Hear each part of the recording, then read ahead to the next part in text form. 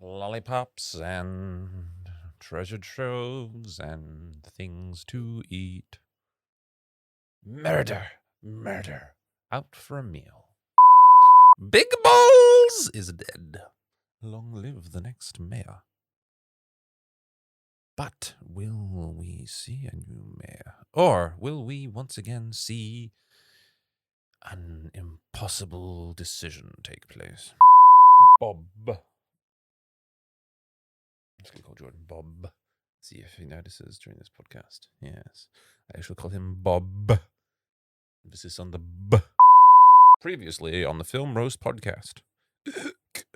I shall never tell you where the rebels are hidden. Then you may die. This time on the Film Roast podcast. It's Sean Connery Day. In remembrance. Why a bicycle? Why not a tricycle or a quadicycle? I guess you just call it a quad. Yes. Why the bicycle? Because it works. Because it's simple. Why not a unicycle? Well, they're silly. There and back again. A Hobbit's Tale by Bilbo Baggins. The sad thing is, some people drink the Kool-Aid that other people are drinking the Kool-Aid when they are the ones drinking the Kool-Aid. But the Kool-Aids come in blue and red variety flavors. So, finding a truly legitimate drink that doesn't, contain sugar or added electrolytes is kind of hard. It's always just the good old-fashioned H2O there. And that's what I drink. How many people have sat on the train and wondered the thrills of the universe, only to realize that it was all in their own mind and that the truth was not captured by their own imagination?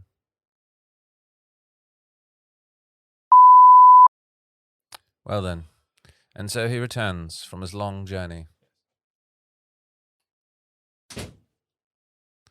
How art thou, Bob?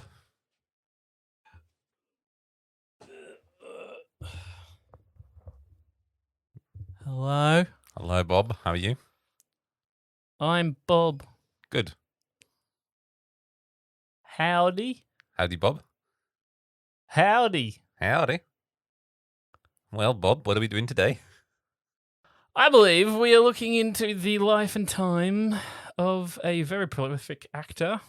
Prolific. Prolific. Terrific. Plurific. Plurific. Well, he's had several different careers.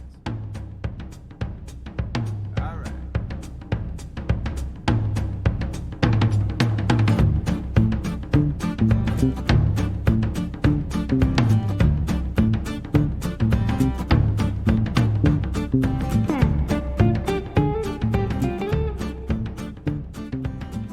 Yes, I think calling Sean Connery a cultural icon is indeed what we would say here at the Film Roast podcast. And that's what we're talking about. We're talking about cultural icon Sean Connery, because unfortunately he has passed away. It was sad.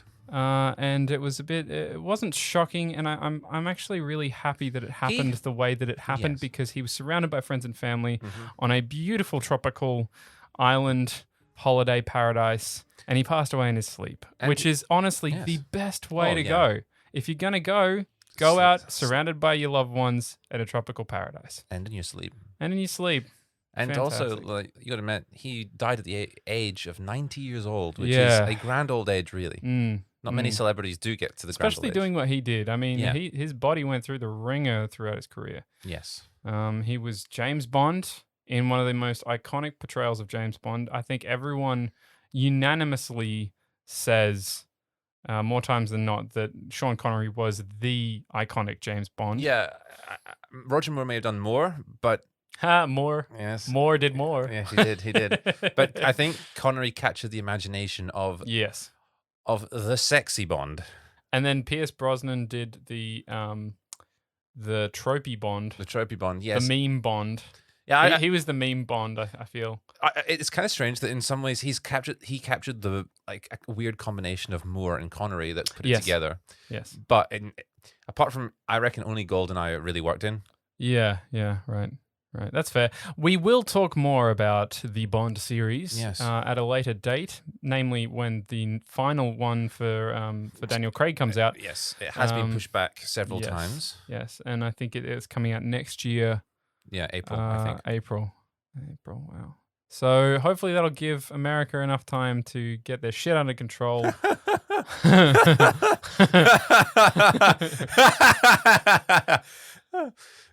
That's all I'll say about the American election and what's going on over there right now. Oh my God. Okay, back to reality. Yeah, back to reality. Oops, there goes Sandy. Oops, there goes gravity. Yeah. Oh dear.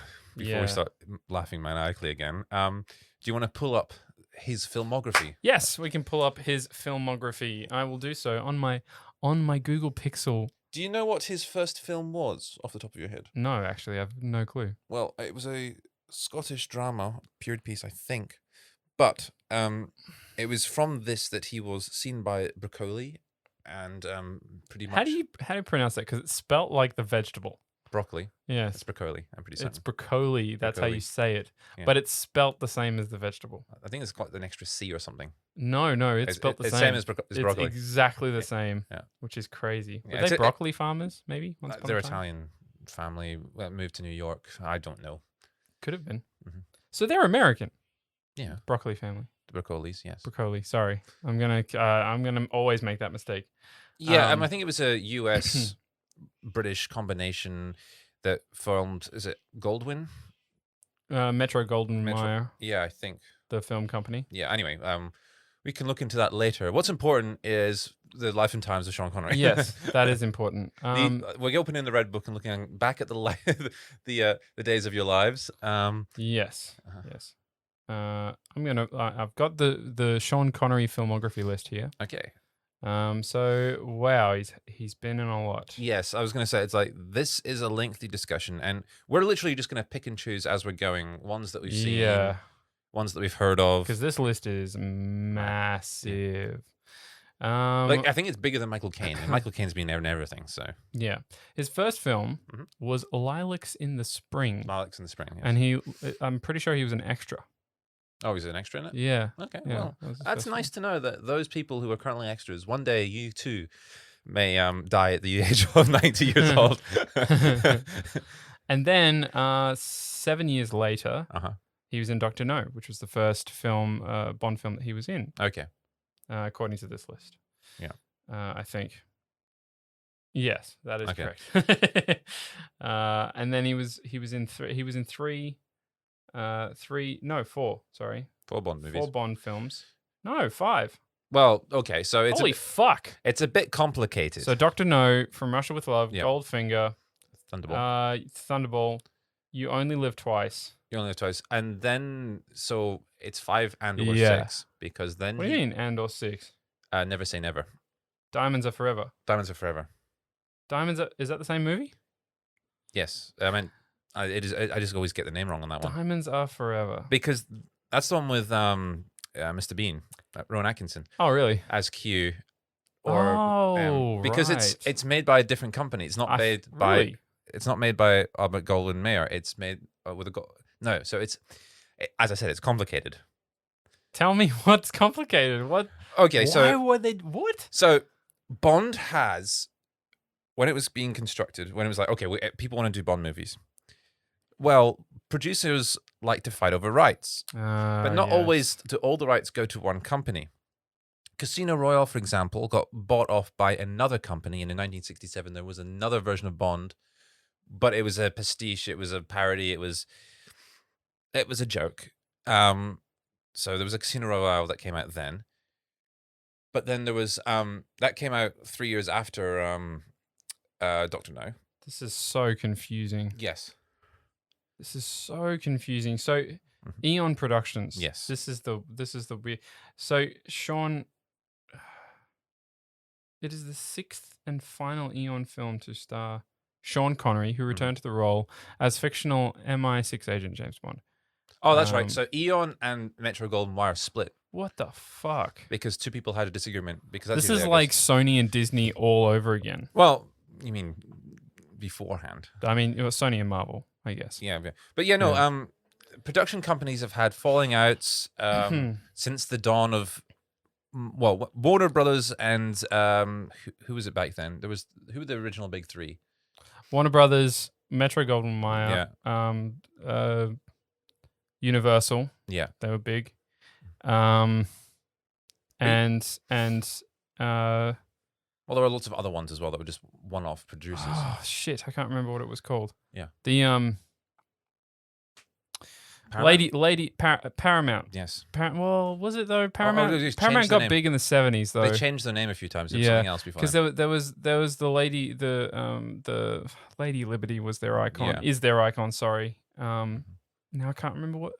The more you know. Oh my god! Anyway, I'm so bad today. But yes, no. I think this is interesting that we're almost starting with this, where there's production companies fighting because this comes back in Sean Connery's career towards the end, and maybe the reason he might have left Hollywood before we would have liked him. You know what's funny is a couple of months ago I was literally thinking, it's like I kind of miss Sean Connery. I wish he was in something once more. Yeah, but that never happened. But at the same time, it's like he was in so much. So he had a huge career. Okay, after Bond, what happens after Bond? Okay, so Never Say Never. Yeah. Was the last one that he was in, I believe. Should we discuss Bond? Never Say Never Again was his last one. That was 1983. Yeah. After that, and you all know this, he did a much talked about cult classic. Yeah. Highlander. Called Highlander. Yes. Highlander is, if you haven't seen Highlander, my God, do it. Yes. Because it is it's crazy. Insane is probably the best way to describe Highlander. So they have a Scottishman, which is Sean Connery, playing a Spaniard. They have a Frenchman playing a Scotsman. The timeline is all over the place in its first movie, and they had sequels, which did not help it in any regard. Although they are also amazing in their own right. For the right and wrong reasons. Yes, but they are terrible movies, but they are also fantastic to watch. Yeah, and also Queen did the soundtrack to the first one as well, which is also pretty good. It's crazy. Yeah. Russell Mulcahy directed the first one, and he's in many ways it's a comic book movie before comic book movies as well. Yeah, I guess you could say that. It is very tropey in regards to, good versus evil comic book superhero movies. It reminds me of Dragonheart a bit as well, where Sean Connery played the does he do the dragon? Was that Liam Neeson? Yes, no, he did the dragon. Yes. Yeah, he was the dragon. Yeah. Anyway, let's go back to Bond because I feel like we've talked a bit about it. I don't think a couple of them stand to time. They got progressively more and more popular. So JFK famously said Casino Royale was his favorite novel, which is one of the reasons why the production company's like, hang on, we need to make a movie out of this. And then he said, Dr. No's my favorite movie. And then, we need to get on this. So From Russia with Love, Goldfinger, and Thunderball increasingly got more and more popular. And the budgets got more and more. One funny thing involving Sean Connery on the set of Thunderball, there's a scene where there's a shark tank and the shark is next to him. That wasn't supposed to happen. What? The shark wasn't actually supposed to be that close to him. Really? That was an accident. So, but he was in the shark tank. Yeah. So when you see he was physically in the shark tank with an actual shark. Yeah. So when you see him swim away in panic, that's real. That's real. He was like so livid. I mean, as you can imagine. Yeah. That's it's terrifying. Yeah. So what kind of shark was it? Was it just a nurse shark or something? Or something? I can't remember. Bullshit, it was a great white. You can look it up. I can't remember. No fucking way that was a great white. But that happened on the set of Thunderball, that little accident. That movie had a massive budget. Its budget was like 5 times that just for the water scenes than Dr. No. But it's actually, I think, From Russia with Love and Goldfinger that have the more iconic and better plots. Yeah. Dr. No is a bit of a joke, really. Especially, and some of it's a bit outdated. Plenty outdated. Just a bit. Yeah. But Sean Connery, I think, is great in all of them. I'm trying to find the shark fact. Yeah, the shark fact. Shark facts. We need to fact check our shark facts. Thunderball shark pool. I'm looking up. Yeah. What sharks were used in Thunderball?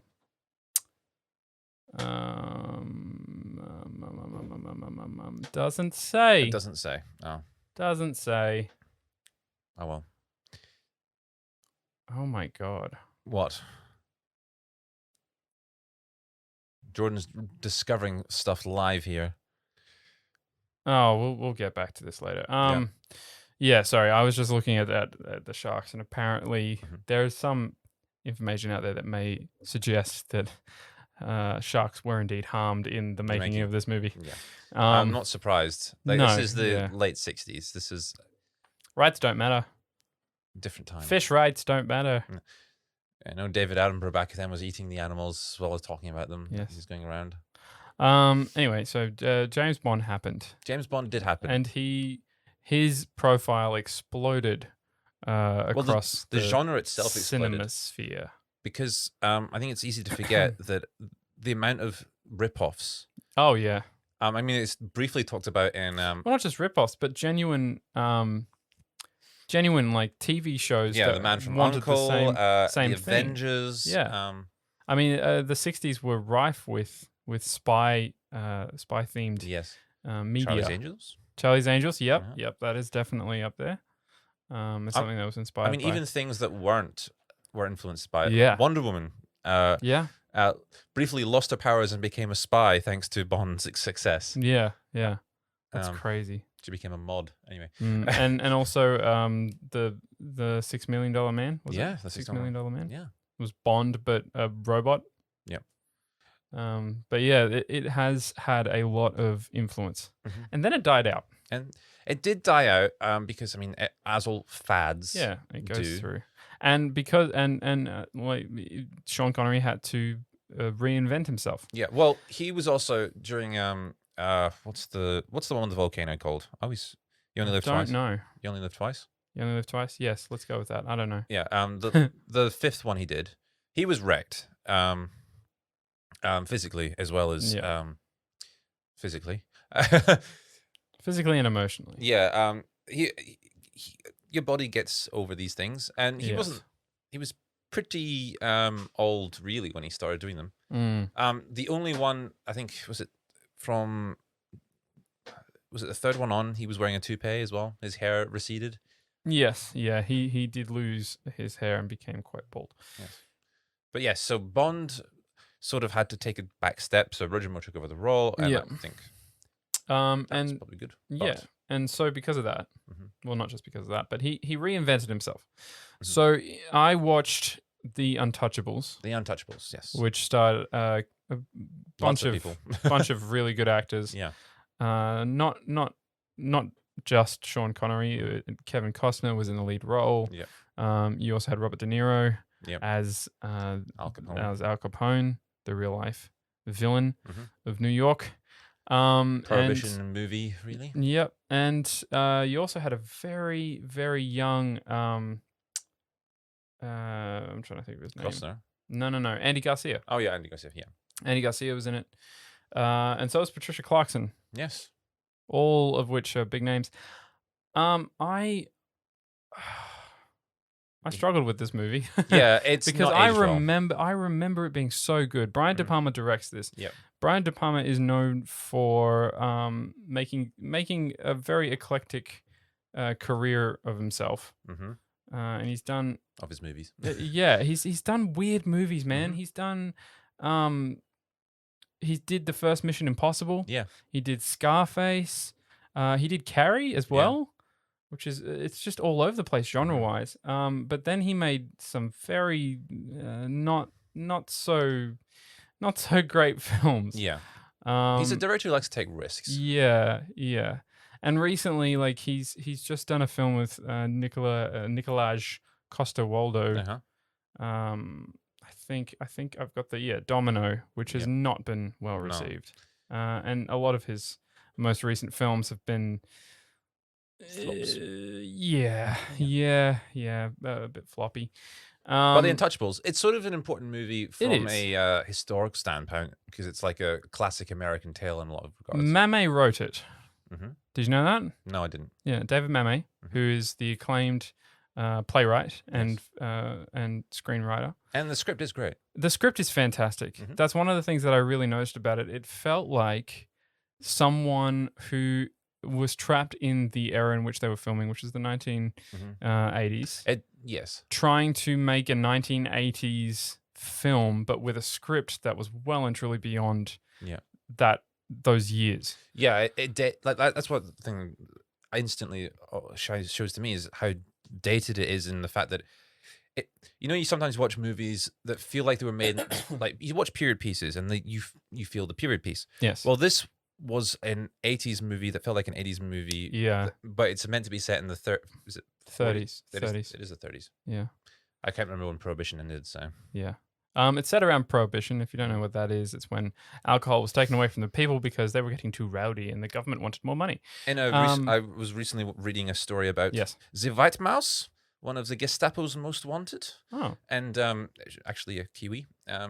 Really? Kiwi Australian, female. Why did I say female? Was lady. Female mouse. A lady spy. And she spent a few years in the States during Prohibition. She said she's never been that drunk in her life because people were literally making alcohol in bathtubs. This is the problem with trying to control an addictive substance. Oh yeah. If you try and control an addictive substance, you actually make it more in demand. Yeah. By not just the taboo of not having it, but also the fact that people always want to stick it to the man. Well, also it allows certain rings to exist. It's like we still have drug smuggling rings today, and not just that, but it's like with everything. If you don't legalize something and then control its distribution, then what happens is you get people making shit in bathtubs, unhygienic. People get sick. And it's the same with I know I'm going out on a limb here, and I know some listeners are not going to be on board with this, but I don't care. It's the same with abortions. If you make abortion illegal, you are giving people the opportunity to do it, but in an unsafe way, an unsanitary way. Same with alcohol. Same with drugs, marijuana, all that kind of stuff. You're making it more dangerous on the people that are still consuming it because people will always consume it. Well, there's actually this talk right now about smoking in Australia. Yes. And there's the idea to make it in a couple of years completely go away. And the idea is to make it illegal by then. The problem with that is, and this is a big discussion is happening right now, is whether you make it actually illegal or not, or you just try and outprice it from society, which is what they've been slowly doing the last 2 decades.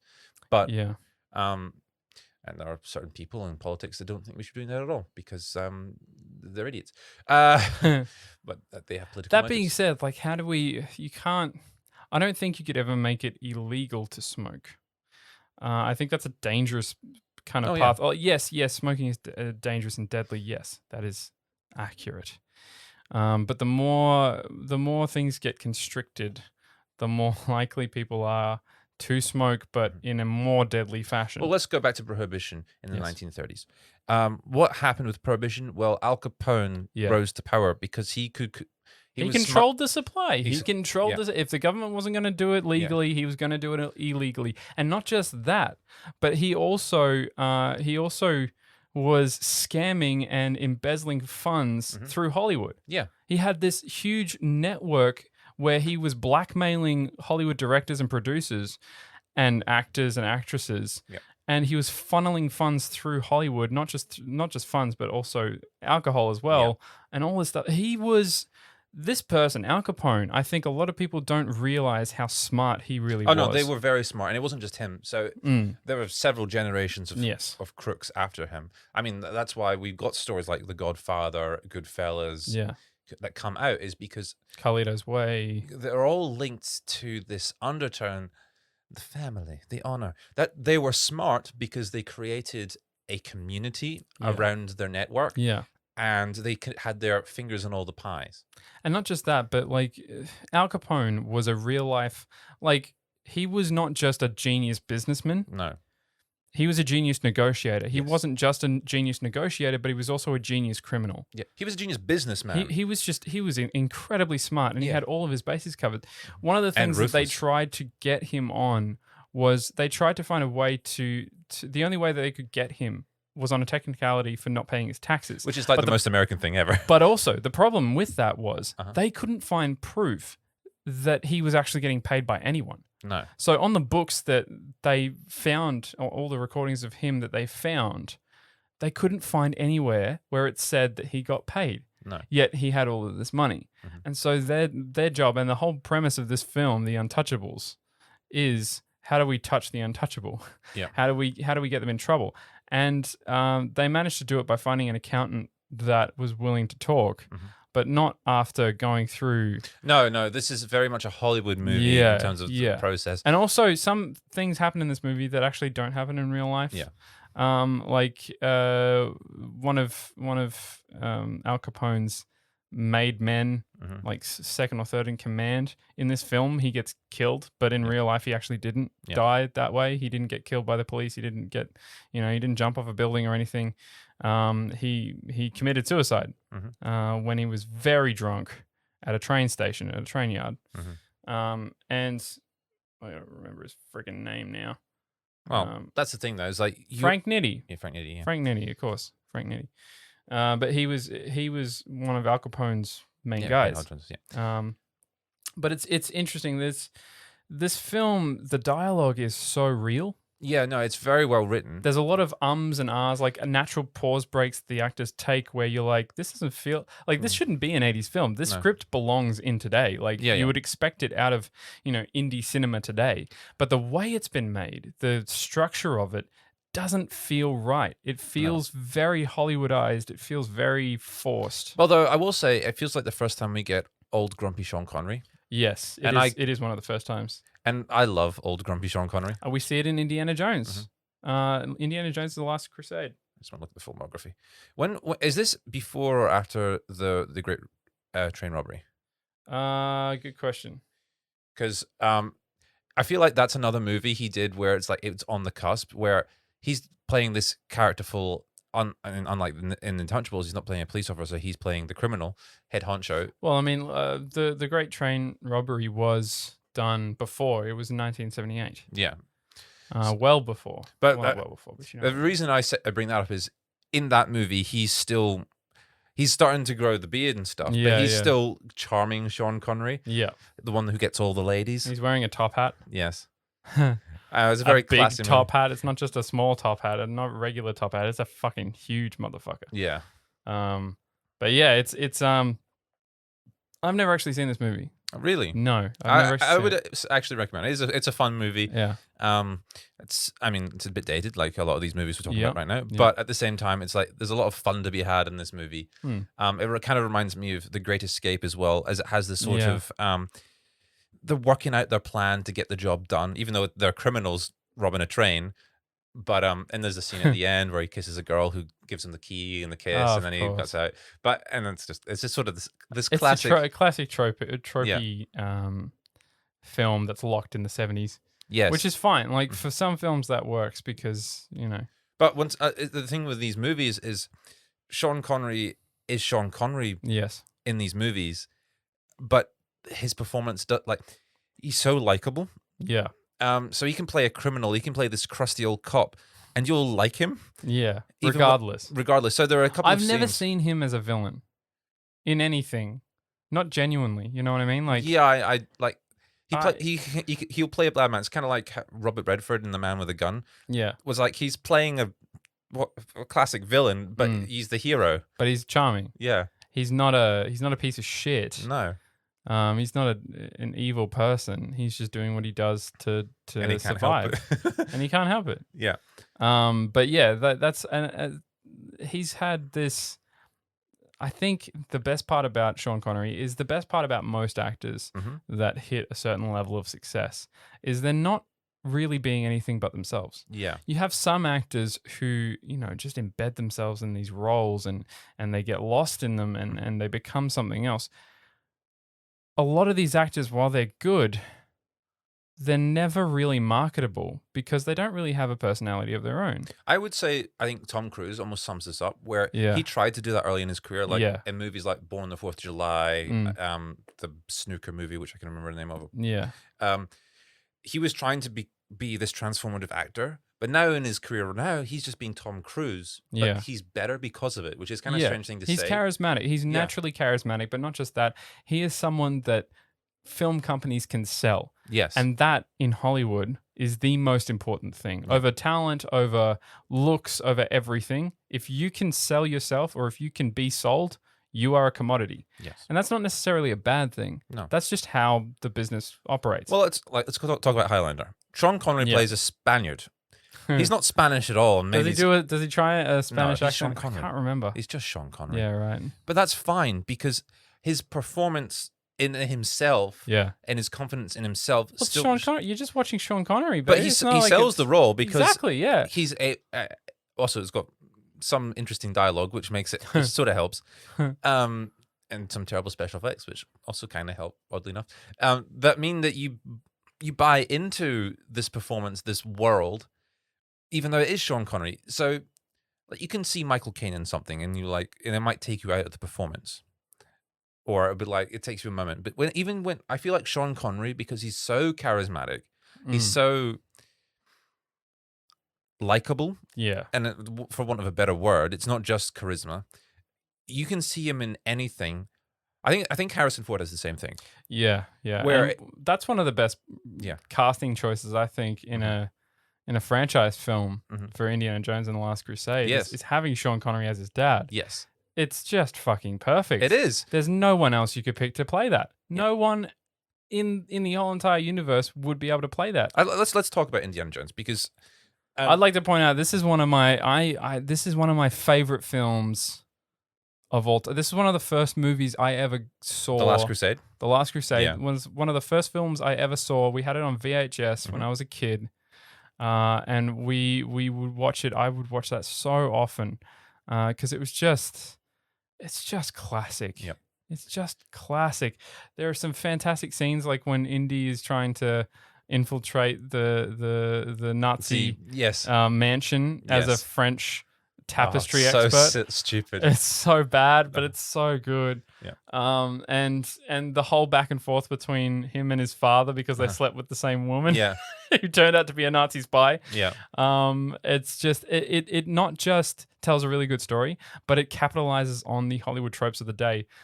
And by Hollywood tropes, I mean like the whole older leading man bullshit that they used to do so fucking often. Oh, I mean, it went. I mean, Sean Connery was a victim and a perpetrator of that in Entrapment. Entrapment, he and Catherine Zeta-Jones. Getting a bit ahead, but yes, they were like 20 years apart or 30 years apart or something. I think the trick with looking at Indiana Jones is like we need to look at Harrison Ford himself because Harrison Ford, in some ways, he's the classic American hero. Yeah. And he out of American Graffiti and then Star Wars, he became this figure. I mean, when he plays the president in I'm about to say the Patriot. It's not the Patriot. What is it called? It's definitely not the Patriot. No, Air Force One. Air Force One. Yeah. Like you, terribly good movie again. But and all of the spy movies he was in. Yeah, Patriots Game and Patriots Game, yeah, those ones. Well, the reason you buy him Harrison Ford is he has the same thing. He's got this natural charisma. Yeah. So you see Harrison Ford in a movie that becomes emblematic, like Indiana Jones, the first one, and then he does the Temple of Doom, which is a mixed bag, which is kind of fun. But when you put him I think the Temple of Doom is a little bit more underrated than I think it should be. But yes.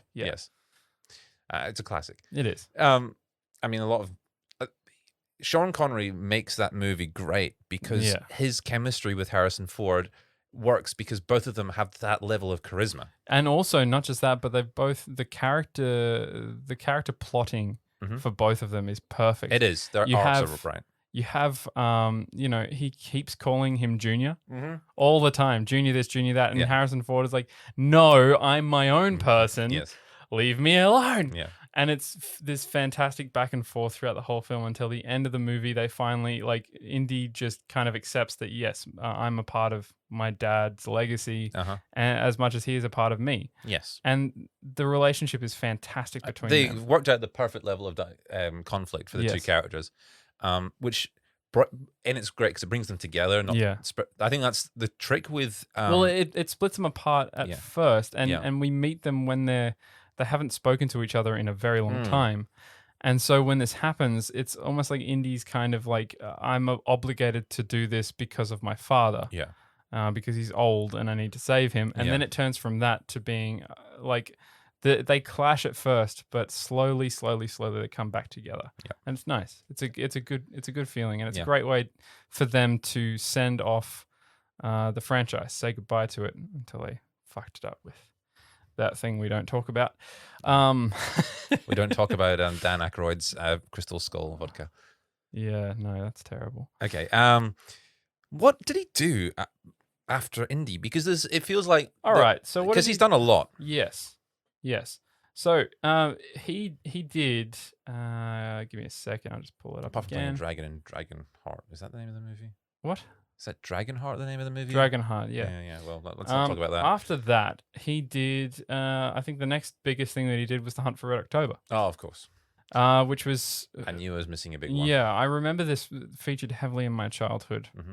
Because my parents loved the movie, but I don't remember it very much at all. I'm in the same opinion. I mean, I have the same experience where it's like, I do remember watching this movie as a kid. Yeah. And it was very much, I remember they drank red wine, the crew, they didn't get cancer, even though it's slight fallacy. Yeah. It's one of those things. But I think it was very much a war story about a tragedy striking this in two countries that are at war coming together to save people's lives. Yeah. And I think that's what was good about it.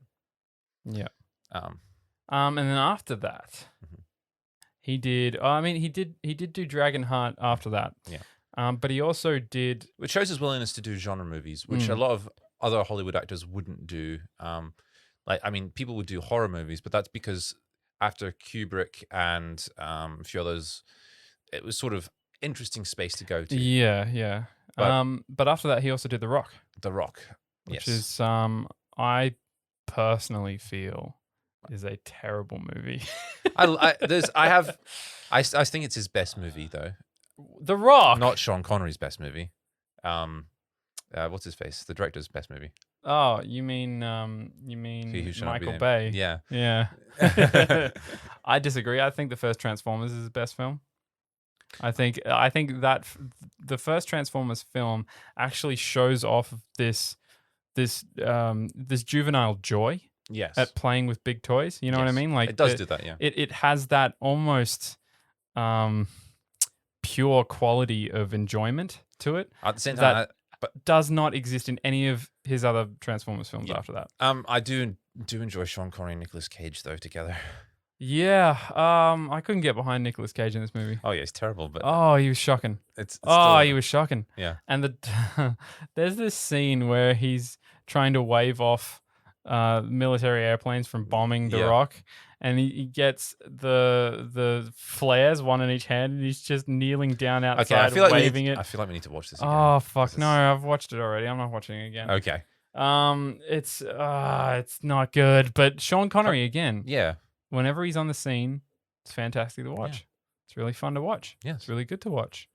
The action sequences I can do without, to be honest. To be brutally honest, Ed Harris is fantastic. Yeah, Ed Harris is awesome. Ed Harris in it. Almost the opposite of Sean Connery, and he's a charismatic actor, but he always plays that sort of role. Yeah, always angry, always bold, angry man. But once again, he's one of those people that if he's on screen, it's like Toby. What's his name? Toby Jones. Toby Jones, the short. Yeah, he's like one of those weird actors. Is like Marvel, he's always someone who captures the screen, even though he's like. It's weird how people can be so different yet have that quality. Anyway, moving on. It's all in character and personality. Yes, I feel it's the same with Adam Driver. Yeah, I remember looking at him for the first time and thinking, "What the fuck is what? Mm-hmm. What is this thing that's standing there?" Mm-hmm. And then after you watch him for the first time, you're like, "Holy fuck, he's got charisma up the wazoo. He's he's insanely charismatic and he's an insanely good actor." That overrides whatever the fuck he looks like. It doesn't matter, it's crazy. Yep. Because so many people have like so many women. He's like a sex symbol now. Yeah. And I reckon like 10 years ago, if you saw him, you'd be like, this fucking weedy kid. Yeah, what the fuck? Who's this nerd? It's crazy. It's awesome. I love it. Yeah. But after The Rock, he did. That's when he did Entrapment. Yes. In 1999. And Entrapment stars him and Catherine Zeta-Jones as diamond heist, yes, museum heist people, And this is the most disturbing. I remember this when I was a kid. My parents sat down and watched this with me when I was probably 13, 14 years old. I'd imagine maybe 12, something like that. Did it scar you, Jordan? It's fucked up because it tries to pose this relationship between the two leads, one of which is in her early 30s, the other one of which is in his 70s. I've got to say, I sort of buy it, and it's not just because of Sean Connery, because part of it's Sean Connery. It's part of it's because Catherine Zeta-Jones has this agelessness about her. Yeah. Which means that she could be in her young 30s. She could also be in her late 40s and just look great. That's true. But also, I found it just really disturbing even at that age. I was like, this doesn't seem right. There are some camera angles in this movie as well. It's one of those movies... Reminiscent of Michael Bay. Yeah, no, I was going to say, it's like the cinematographer is like, where are they looking? Yeah. Yeah, like especially the scene where she's going through the lasers. Which is the classic scene in the movie. It is the classic scene, but it's also one of the most overtly sexual, unnecessarily sexual scenes. Yeah. I'd love to talk to Catherine Zeta-Jones about that scene and see how she feels about it. If she thinks it's like demeaning or if she thought it was a... I don't think it's demeaning. I just think that's how... That's marketing. Like... Yeah. In the same sense, like the difference, but there is a difference between that and say what Michael Bay did, or what McG does, which is it's almost like they're not doing it for the marketing. They're doing it for their own little private collection at home that they got in their hard drive. Like it doesn't feel legit when they do it. It feels legit. Like it's kind of like a product of the times with this, where you're kind of like, okay, we've got a really hot actress in Catherine Zeta-Jones, and we also have the male Looking Glass. I mean, it came out roughly the same time as what's that? Sean Connery, Arnold Schwarzenegger movie called End of Days or something like that? End of Days, the one with Jamie Lee Curtis? Yeah. Where she's dancing sexily for someone who she doesn't think is her husband. Yes. Yeah, that was a fucked up movie as well. Yeah. That was weird, man. Yeah. That was a very weird movie. I mean, it's one of those things, it's like, it's on that line of being modernized and yet it has this sort of, it's between times movie where it's like some stuff doesn't work and some stuff does. Yeah. It's very strange. It's very strange. Back to Sean Connery. His final few years in the Hollywood circuit, yes, are very strange. They are, and I think part of it is that I think Sean Connery himself was struggling with how Hollywood was. You can actually see that there's, is it the 1994 Oscars? He's there presenting something, and he looks like he feels really out of place. And I think Hollywood was going through this thing where there was a whole different line of producers coming in. Yeah. And I think because they were no longer Sean Connery's friends, I think he was like getting a sort of objective eye. And he himself was like, okay, I should be a producer now myself. That I think he was coming into conflict with Hollywoodizations, if I use the word. Yeah. Anyway. Yeah, so from pretty much from 1999, from Entrapment to 2012, he made 5 movies in over a decade, which is his smallest amount of movies ever made. Yeah, he's from like previously throughout, 1999 way back until 1954. Yeah, he made at least one movie a year. Yeah, which is insane. It's a great career. Yeah, it's a fantastic career. But he made The League of Extraordinary Gentlemen. Yes. Which was shocking. It is shocking, and and it's one of these weird movies because it came out roughly where we're starting to get into movies. Yeah, so it's 2003 was the year, and I remember this being passed around the schoolyard. Yeah, exactly. It's quite a lot. This is one of those movies that everyone was kind of like, oh yeah, it's a it's a blockbuster, but it's not. And it's this weird movie that's taking. It's not good enough that everyone knows about it. So it's taking on all these weird characters from other properties that put them together. It's literally all of Gothic, all of the Victorian Gothic, Penny Dreadful type stories. All of those characters thrown together into one thing. It's got Dracula, Moriarty. It's got Moriarty. Spoilers. It's got. It doesn't have Sherlock Holmes though. No, it has a vampire. That was It's Mina Harker. Yeah, Mina Harker. Mina Harker is the character. And that has Dorian Gray. Dorian Gray. It's got Dr. Jekyll and Mr. Hyde. And Alan Quatermain. It's got Alan Quatermain. It's got the Invisible Man. It has the Was this a Universal movie? The guy, I think it might have been. It must have been. The guy from 2000 and Leagues Under the Sea. Oh yeah, Ahab. No, it's not. That's Ahab. from the whale one. Yes, it is. It's got Tom Sawyer as well for some fucking reason. Shane West was Tom Sawyer. He was in there for no fucking reason. Yeah. But that's it. It feels Ishmael. Like Ishmael. And yeah, it's fucking Captain Nemo. Sorry. There we go. But yeah, it's all over the place. It was based on a comic graphic novel series that came out a couple of years beforehand, which was quite well received, and it's quite imaginative. It's really interesting. Yeah. But they fucked this something horrible. It's one of those movies that also relied on special effects before special effects were quite where they needed to be. Yeah. So that's one of the reasons is like, I mean, looking back at certain other movies around that era, you're like, but their story usually gets you through. Whereas with this one, it was just all over the place, everywhere. Yeah. I mean, Sean Connery's still Sean Connery, but he also feels like a plot character, which is the worst you can do with a great character like that. Well, he is. He's just a, and again, he's got this weird relationship with someone who's far younger than him. Far younger than him, and it's very strange. Yeah. There's a spider on our roof, and we're both quite distracted right now. Oh. Hey, buddy. Yeah. Just hanging. How you going? Yeah. Just looking down at us. Once again on the Sean Connery discussion. But yeah, it was a weird way, and I thought this was his last film, but it wasn't. No, I feel like it was. So there was a documentary film that he did called Ever to Excel, where he was the narrator. Mm-hmm. And there was this Scottish computer generated adventure comedy film called Sir Billy, which is also known as Guardian of the Highlands. And it looks really bad. Yeah, this is probably one of those things that was in production for a very long time, and then he was contracted to finish. Well, also Alan Cummings in it. Yeah. But they all play CGI versions of themselves. Like, look at this poster. Yeah. Look at that poster. That's Sean Connery right there, but a badly CGI'd version yes, of it. Yes, it's very much Maxwell Steele, or whatever that character is, CGI rubbish. Yeah. But, I mean, there's a reason those sort of films have faded into existence. I mean, people remember the Polar Express for all the wrong reasons, right? Yes. Yes. Well, I mean, not just that, but that was one of the first really noticeable incidents of the uncanny valley being displayed in a full feature-length movie. Yeah.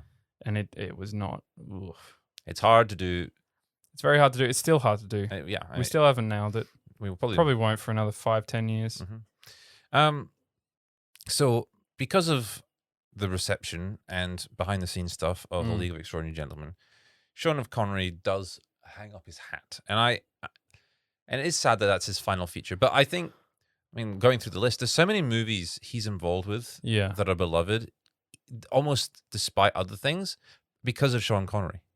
I think almost like if he'd had an immaculate career where he got Oscar after Oscar after Oscar, that's great. But the fact that he's in these bad movies, he just wants to have fun. He does. He just wanted to have fun. I feel like he found a joy in his filmmaking experience where he just loved it. And I love watching actors who do that. I love watching directors who find that joy. Because too often there are so many directors, producers, actors out there who are drama queens and who just are so selfish and so focused on themselves that they can't see the fun that they could be having. I mean, that's kind of the wonderful thing about watching when we did The Man with the Gun as well. It's like Robert Redford was one of those actors who he's done a lot, but he was willing to make a joke out of himself and also to just enjoy the filmmaking experience. Yeah. Which made you, when you're watching him, enjoy the filmmaking experience a whole lot more. Yeah. Even if he's just on a boat. Yeah, that's it. Yeah. And that's like, there's a thing called fake it till you make it. which I think it stems from just how we human beings operate. We generally have more fun when we're around people who are having fun. Yes. And when we're watching people have fun. So many times you can see a performance in a bad film and go, wow, they're actually having fun. Equally, you can also see so many people in a bad film or a poorly directed movie where they're clearly not having fun at all, and it reads very poorly on camera. And then you go, wow, okay, that was a complete waste of time. I mean, I will say this. There are some movies where that happens and people love it anyway. Twilight. Where... But like also, some of them are getting tortured. And also, sometimes it works really well. Yeah. Like in The Shining. Yes. Famously, the director made their lives a living hell. Yeah. Oh yeah, he really just fucked her over on set. But he did it for a reason. Creative reasons. He got a fantastic performance out of it. I don't agree with that process, but the way the results are undeniable. I guess. Exactly. It's like you can see something. It's like same with music. You can listen to something, and be like, this song's amazing, but then you hear stuff about how they made it, and you're like, okay, well, I wouldn't do that. But it's okay because like. Well, we didn't make it, so exactly. We can take the moral encouragement that exists without having to acknowledge our own faults. Anyway, I think we have done justice to the great Sean Connery. I like to think so. I like to hope so. If you haven't seen any of the films we talked about, go and watch them. Yeah, do that because he's fantastic. There's so many movies, and some of them are like Highlander 2 especially. Is like it's one of those movies that you can watch and hate and love at the same time. Because yes. Because yes. Because it is. Because yes. I think that's movie making in a nutshell. I mean, it is all a happy accident, really. At the end of the day, yeah.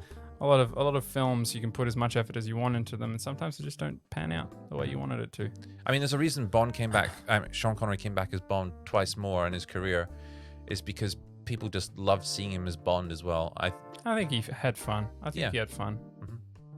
Next time on the Film Roast podcast, we will be looking at the works of one Jim Cummings. Well, we're going to do one of his movies. At least one. We'll see how we go. Okay. We'll see how we go. But he has recently just taken Hollywood by the balls. That's what you like to say about him, yes. Yeah, and he's just said, no, I deserve to be here. I'm going to make movies. And he has, which is fantastic. And I can't wait to see his movies. And if you don't know what movies they are, there is Thunder Road, which was his first feature that he also starred in while also directing, and he wrote the script. And he also wrote, directed, and starred in The Wolf of Snow Hollow, which came out this year recently. So we're going to be watching that. If you want to keep up with that, find out where you can watch it and watch it before next podcast. Which will be out when you least expect it. You can get on the discussion. Until then, though, I have been me, and that has been him. Yes. And we have been collectively the Film Roast podcast. So see you, Bob. Bye. Bye.